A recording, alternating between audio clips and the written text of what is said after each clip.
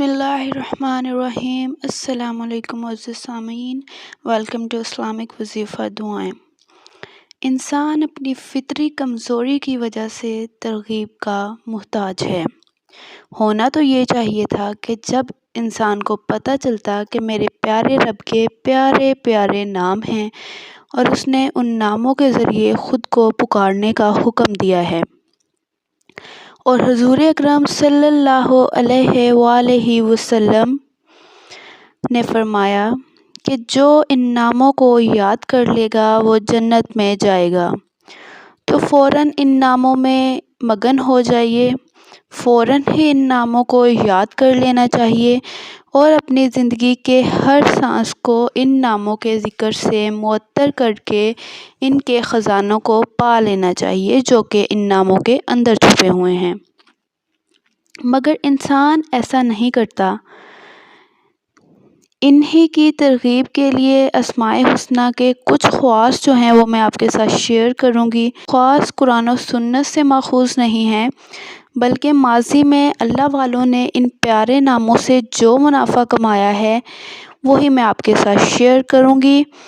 یہ خواص اسماء الحسنی کے فوائد کا احاطہ نہیں کر سکتے، بلکہ یہ تو ایسا ہے کہ جس طرح جنت کے پھلوں کو سونگھا کر جنت کی ترغیب دی جائے۔ خوشبو اپنی جگہ مگر ذائقہ یقیناً اس سے بڑھ کر ہوتا ہے۔ بس یہ خواص خوشبو کی طرح ہیں، مگر جو یقین اور ایمان کے ساتھ ان اسماء کو پڑھے گا وہ انشاءاللہ تعالی اس کے ذائقے کو پا لے گا، جو کہ خوشبو سے بہت زیادہ افضل ہے۔ اسماء الحسنی کے بعض خواص کو دیکھ کر لوگ حیرانی سے پوچھتے ہیں کہ چند بار ہی نام پڑھ کر اتنا بڑا فائدہ کیسے حاصل ہو سکتا ہے؟ ایسے لوگوں کے لیے بس اتنی سی گزارش ہے کہ وہ دوبارہ اپنے دل کو یہ بات یاد دلائیں کہ آخر یہ نام کس ذات کے ہیں۔ کیا اس سے بڑھ کر، اس سے بڑی کوئی چیز ہے؟ نہیں، ہرگز نہیں۔ تو بے شک شبہ کی کیا بات ہے؟ بے شک اسماء الحسنی کے ورد سے ان خواص سے بڑھ کر فوائد ملتے ہیں، کوئی کر کے تو دیکھے۔ عدد اور تعداد کا اپنا ایک اثر ہوتا ہے۔ حکیم کا نسخہ پڑھیں، چٹانگ، تولے اور ماشے کے فرق سے دعا کی تاثیر بدل جاتی ہے۔ حالانکہ چیزیں وہی ہوتی ہیں مگر مقدار اور وزن اس کے اثر کو تبدیل کر دیتے ہیں۔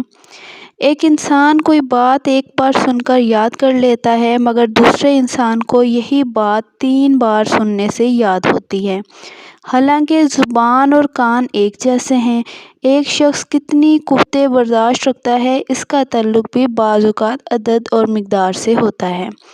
اس طرح گرمی، سردی، آگ، پانی کے درجہ حرارت اور درجہ ٹھنڈک کے اپنے اثار ہوتے ہیں۔ آج کل کے ریڈیائی آلات بھی عدد اور مقدار کے اثر کا برملا اعلان کرتے ہیں۔ حضور اکرم صلی اللہ علیہ وآلہ وسلم نے بعض دعاؤں اور کلمات کے ساتھ ان کی تعداد بھی متعین فرمائی، جو عدد اور مقدار کے مؤثر ہونے کی قوی، مضبوط اور معتبر دلیل ہے۔ انسانوں نے دین و دنیا کو الگ الگ کر دیا جبکہ اسلام میں یہ دونوں اکٹھے چلتے ہیں۔ دینی خواص ہیں، ان کے ساتھ ان کے ورد سے بے شمار دنیاوی فوائد بھی ہیں جو میں آپ کے ساتھ شیئر کروں گی۔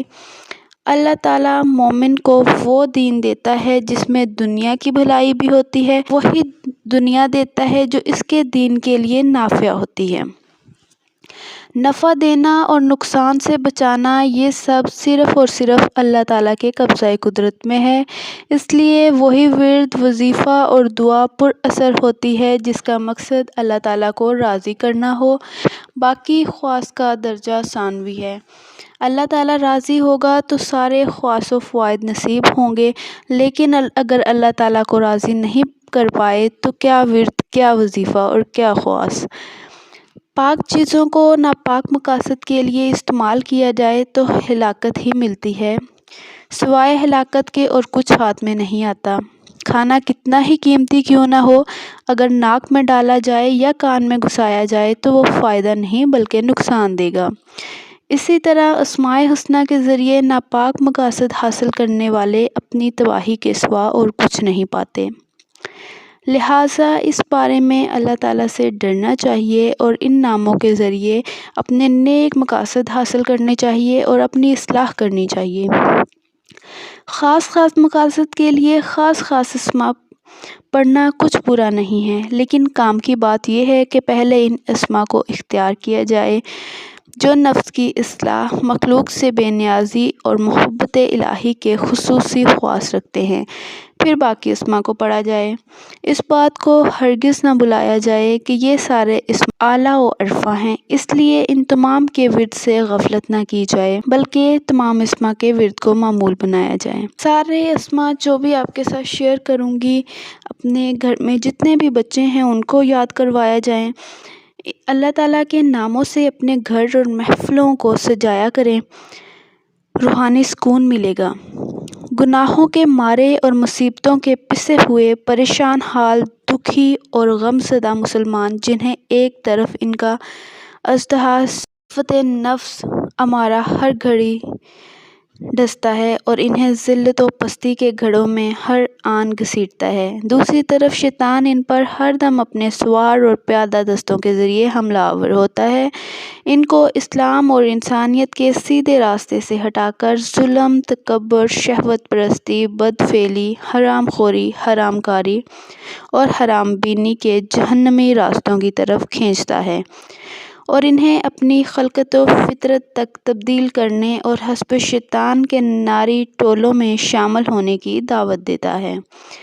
نفس اور شیطان کی مار سے خستہ حال ان مسلمانوں کو دنیاوی مصائب، پریشانیوں، فقر و فاقہ اور ذلت بھی اپنا شکار بناتی ہے۔ یہ بیچارے مسلمان ایسے کہاں جائیں؟ اس کا جواب اسماء حسنہ سے آپ کو ملے گا جب ان کے خواص آپ کے ساتھ شیئر کیے جائیں گے۔ اللہ تعالیٰ جو رحیم بھی ہے اور کریم بھی ہے اور طاقتور بھی ہے اور رحمان بھی ہے، ودود بھی ہے اور قیوم بھی ہے، اس درماندہ پریشان حال، زخمی، دکھی، خستہ حال انسان کو اللہ تعالیٰ تھام سکتا ہے۔ بندہ ذرا اللہ تعالیٰ کی طرف توجہ کر کے تو دیکھے، اسماء حسنہ کے خوبصورت باغ کی سیر تو کرے، انشاءاللہ ہر قدم پر چونکے گا اور خوشی سے مست ہو کر اس باغ کے پھلوں، پھولوں اور سیر گاہوں سے سکون پائے گا۔ ہر لمحہ سیر ہوگا اور جتنا سیر ہوگا اس قدر اس کی روحانی تشنگی بڑھتی چلی جائے گی۔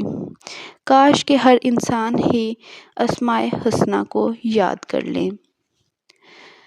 بخاری اور مسلم شریف میں حضرت ابو ہریرہ رضی اللہ تعالیٰ عنہ کی روایت ہے کہ رسول اکرم صلی اللہ علیہ وآلہ وسلم نے فرمایا، بے شک اللہ تعالیٰ کے 99 نام ہیں، یعنی ایک کم 100 نام ہیں، جس نے ان کو محفوظ کر لیا وہ جنت میں پہنچ گیا۔ یہاں محفوظ کرنے سے مراد ہے کہ ان کو یاد کر لیا اور ان پر ایمان لے آیا۔ 1 by 1 میں آپ سے اللہ تعالیٰ کے نام شیئر کروں گی آنے والی ویڈیوز میں۔ ہر نام، اس کی خصوصیت، اسے پڑھنے کا یعنی کیا فائدہ ہوگا، کتنا پڑھنا ہے، کیسے پڑھنا ہے، یہ سب میں آنے والی ویڈیوز میں شیئر کروں گی۔ میرے چینل کو سبسکرائب کر لیجئے اور اس ویڈیو کو ضرور لائک کر لیجئے گا۔ آج میں نے صرف آپ کو ایک گائیڈ لائن دی ہے کہ آپ اسماء حسنہ کو کس طرح پڑھ سکتے ہیں، اسماء حسنہ بیسکلی کیا ہیں، تو آگے چل کے جو ہے میں 1 by 1 آپ کو ان کے معنی اور خواص سے مستفید کروں گی۔